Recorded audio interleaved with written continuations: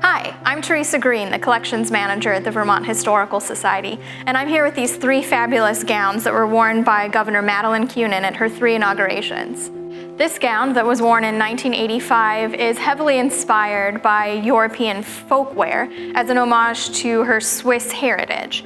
It consists of a full underdress that goes all the way down, you can see at the bottom here, plus an overdress with a slight split at the front and a great medieval-inspired, fabulous ribbon applique detail and beading. The sleeves are reminiscent of mutton chop sleeves, which is named for a cut of lamb. It's the leg, and it's a giant tube on the top that is gathered around an undersleeve to hold it up. And this gown was actually worn twice, once at the inaugural ball and once to meet Ronald Reagan at the White House.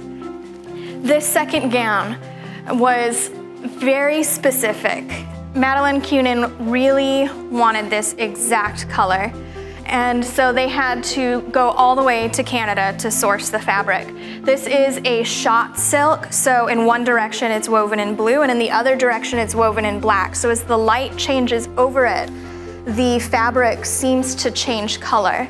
The sleeves on this one are another variation of mutton chop sleeves, but instead of being cut in two, it's cut in one piece from the top to the bottom, much wider on the top, and narrowing down to the wrist where it's held with a button.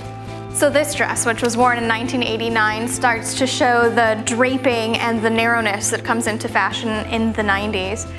And it is held here at the waist to give it almost a bias cut feel, and held with this fabulous velvet bow that has lots of crystals in the center.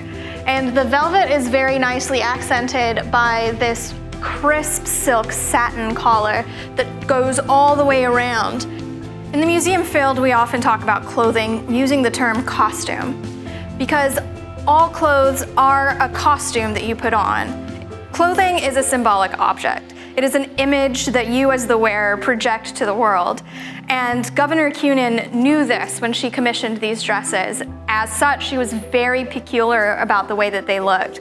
She wanted this one to signify her Swiss heritage. With this one, she was very particular about the color. And this one is very high fashion. These dresses are significant because for the first time in Vermont history, gowns were not worn by the First Lady, but by the governor.